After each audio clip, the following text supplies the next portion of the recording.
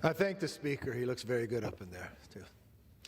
Mr. Speaker, one of the greatest worries about the future is that we fall behind Communist China. The fact of the matter is, the danger posed by our dependence on China is dire. We spent decades passing policies that welcomed China into the global system. In return, China has exported oppression, aggression, and anti-Americanism. Today, the power of its military and economy are growing at the expense of freedom and democracy worldwide. It didn't start under this administration, but the current administration has clearly made it worse. Their policies has weakened our economy and made us more vulnerable to the threats of the CCP. But here's the good news. There is bipartisan consensus that the era of trusting Communist China is over. I listened to my friend, the gentleman across the aisle. I listened to your points of your concerns. Do not be concerned. Those are my same concerns as well, and they will not take place. I will tell the gentleman where the idea of all this was created. It was on a Codel to Normandy. I was there with then Speaker Nancy Pelosi, celebrating the 75th anniversary of D-Day.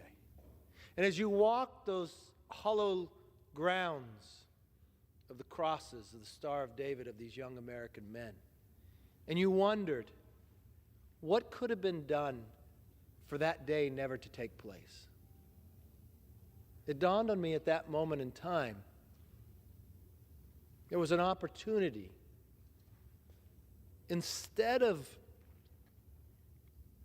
American government not speaking with one voice, these different messages we've been providing, could we have a bipartisan committee that could look at all aspects from economics, where when we fell into COVID, not knowing whether we could have our medical supplies because China controlled so much. We learn of the farmland they are buying today, the stealing of our intellectual property.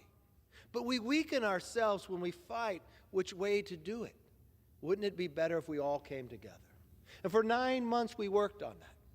And we did get an agreement that we were going to start a bipartisan task force.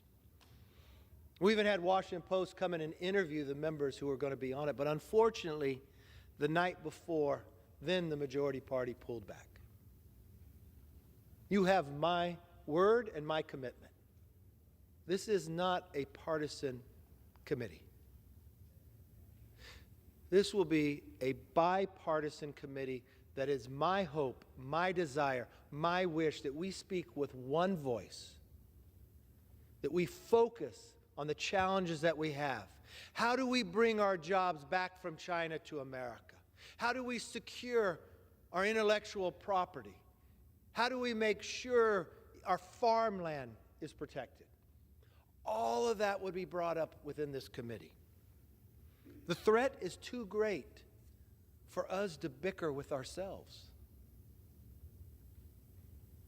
The future should be determined by us.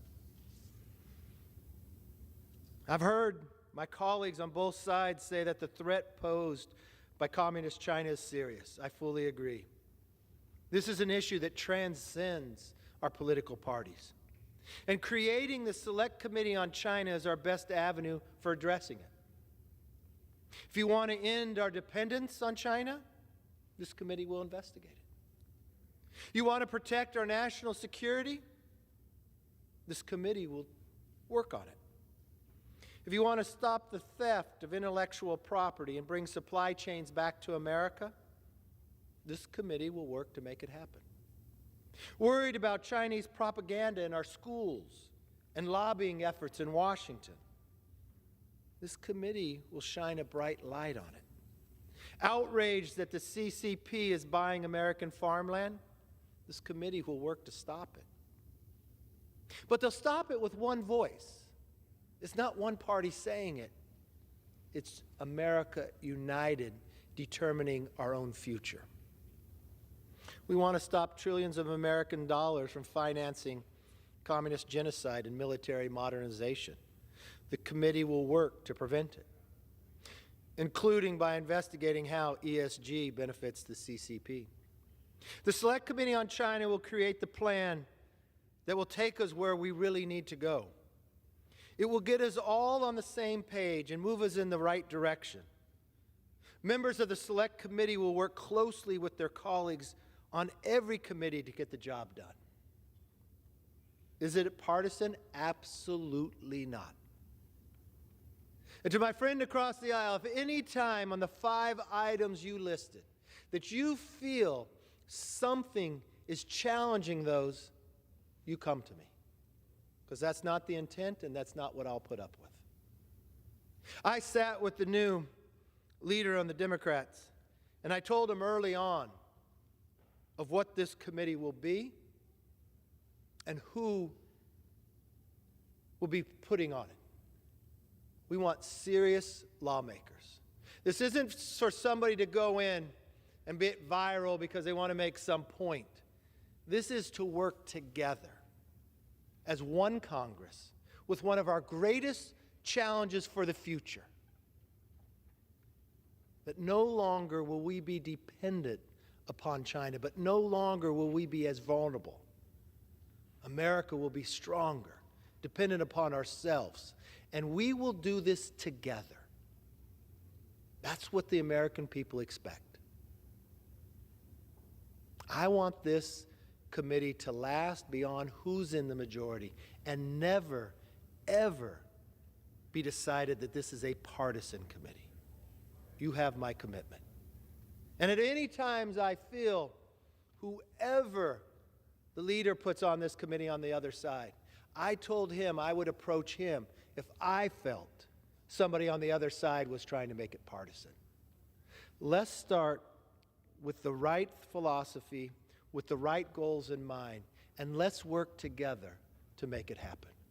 I think if you will see, the chairman will be Mike Gallagher.